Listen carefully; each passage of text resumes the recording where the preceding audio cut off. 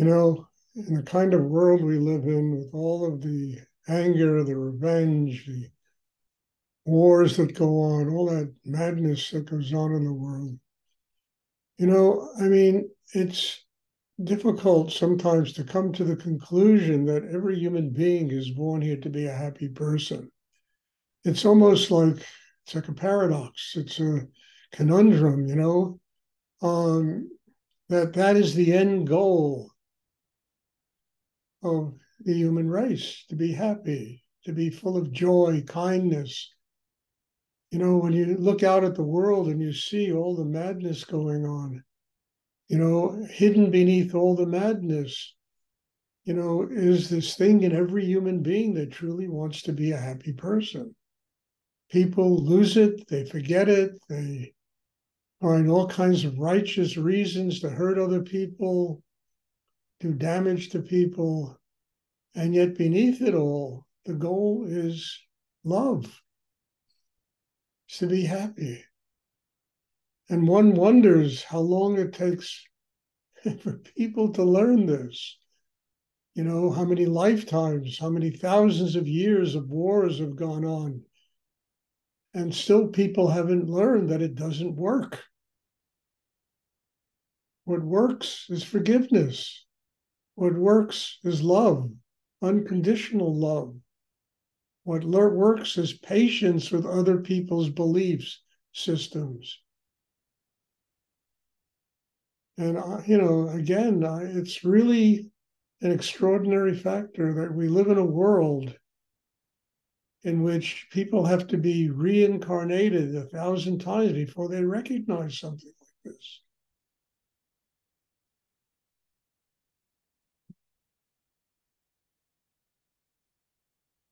Does anyone have a question they would like to ask?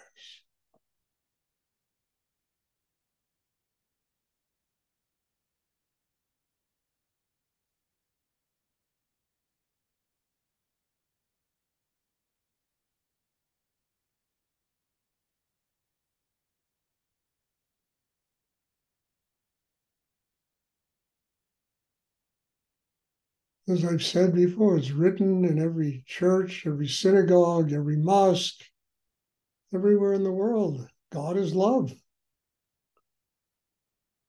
And what do people have to go through to finally learn that God is love? It's just a simple sentence that really explains simply why every human being is born, to learn how to be happy, to learn how to be kind, to learn how to forgive, have patience, to love.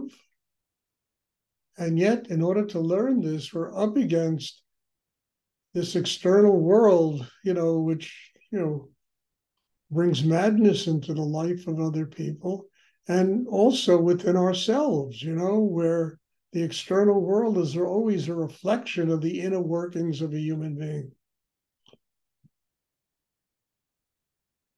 So we're up against ourselves and we're up against this objective world. And somehow we have to learn to transform all of that tension into an open heart.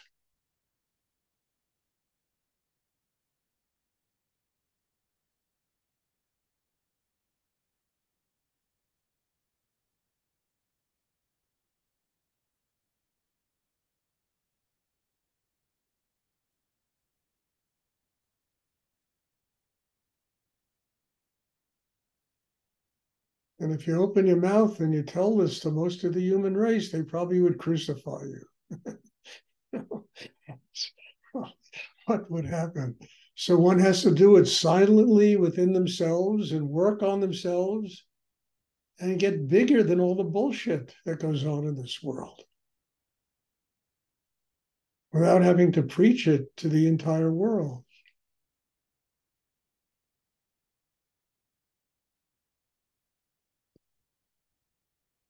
Does anyone have a question they would like to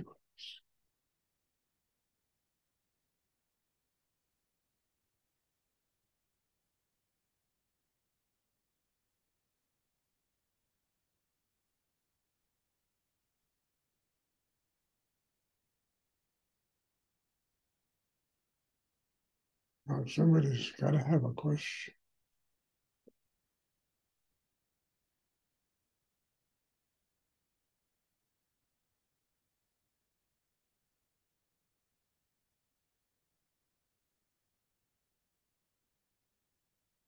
I have a question, Stuart.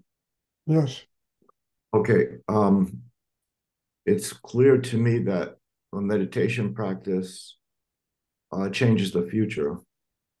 I've been reading in a few spiritual books that they say that it also changes the past, and I'm wondering if you agree with that, or if you could talk about that The for a only little thing bit. that changes is the past.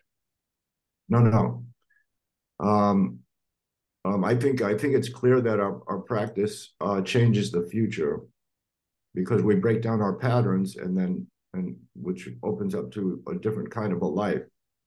But I've been in some spiritual books I was reading that it also changes the past. That meditation practice changes the past as well. I Uh, was wondering if you agree with that. I'm trying to think. I don't want to denigrate what somebody else teaches, but I past the past, I think the only thing that can change in the past is the way we see it in the present.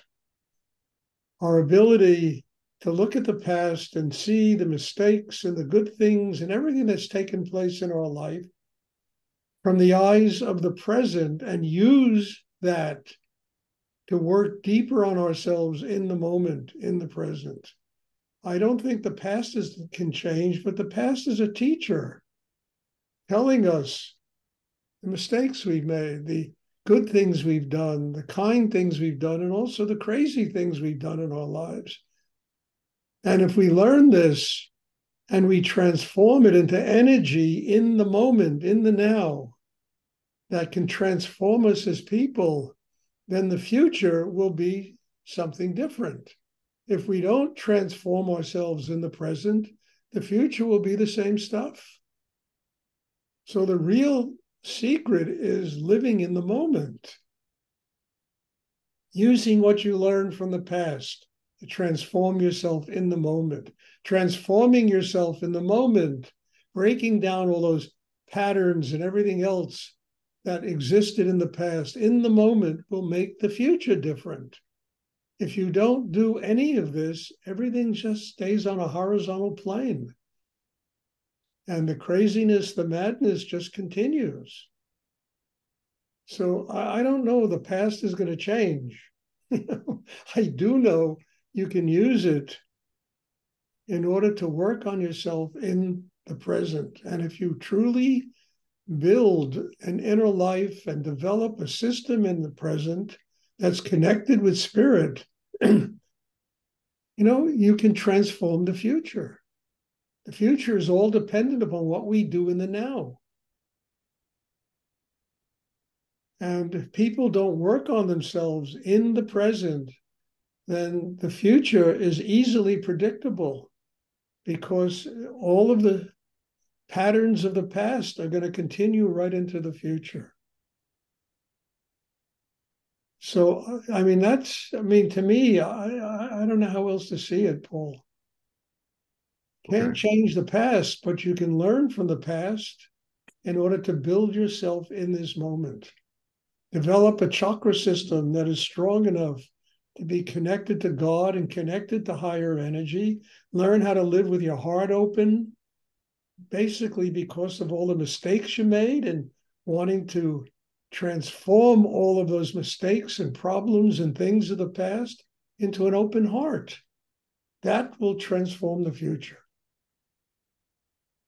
I mean, if I didn't meet Rudy and didn't learn what he taught me, maybe 50 years ago, I would not be doing what I'm doing today.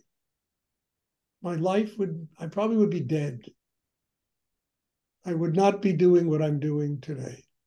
But learning that, transforming my habits of the past, fixing them, in the present, slowly but gradually, moment after moment, enabled me to undergo massive inner change that completely changed the direction of my life.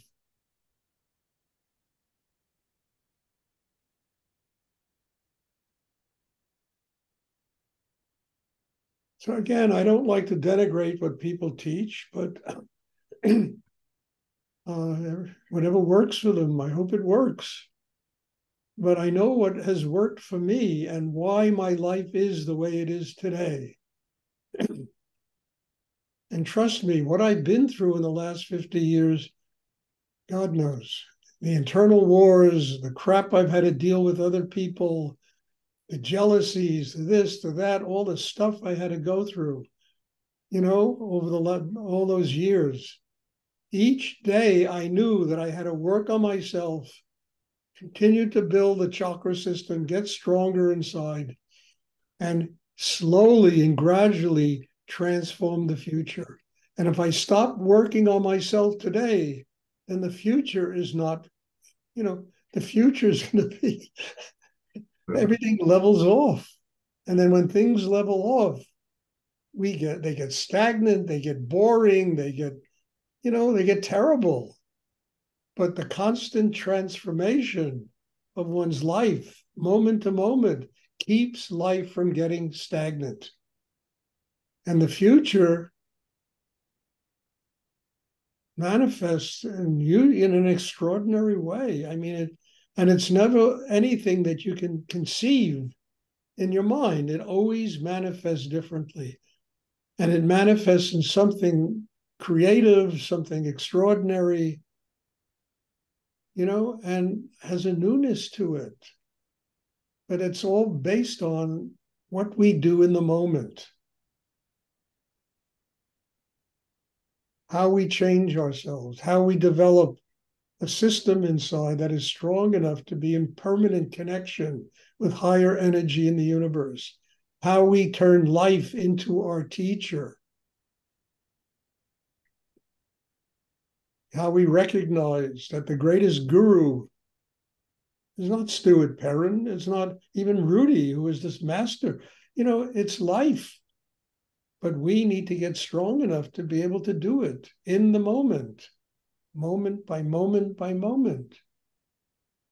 Then the future always is something, that we cannot conceive in our brain, but is something that enables us to literally, on the highest level, to become servants of higher energy in the universe, of God. We have built a system inside ourselves that enables us to do this.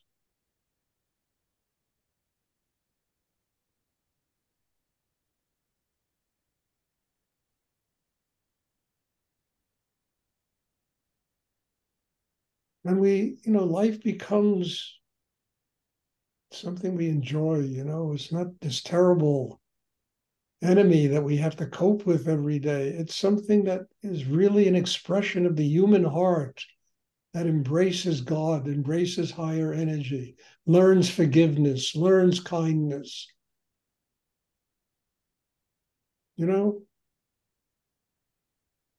has compassion for one's own suffering and the suffering of other people. And there's joy, there's happiness, there's fun. When I was a kid, I had no fun. I mean, I did a lot of crazy things that were, adventurous and exciting, but there was no real, the joy wasn't there. Now I do simple thing, and there's, in T.S. Eliot, do you dare to eat a peach? I dare to eat a peach. I eat a peach and enjoy it.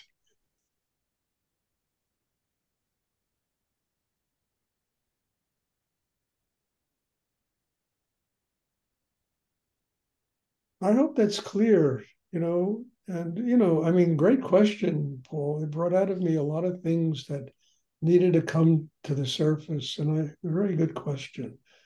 I mean, thank the people who wrote that book you're reading for having you to ask that question. Does anyone else have a question they would like to ask? And I think everyone's up against this. We're up against ourselves, you know? Are we going to, spend our lives living in the stagnant nature of the past? Or are we going to fix all that by fixing ourselves? And then moving on, with a whole set of inner capacity to truly be connected to the highest form of energy in the universe, which is God, spirit, that determines our lives.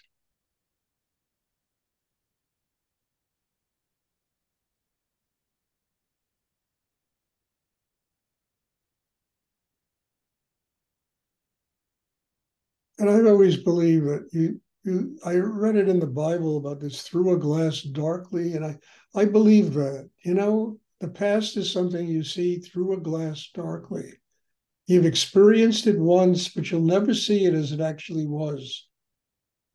It's something that you see because you are a changed person. You see it from your perspective in the present. Now, there's nothing wrong with that, but one can never re-experience that moment as it actually happened.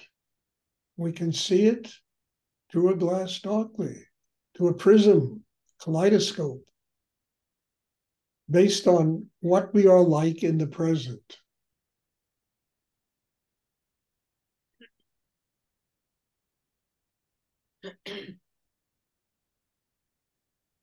Does anyone else have a question they would like to ask?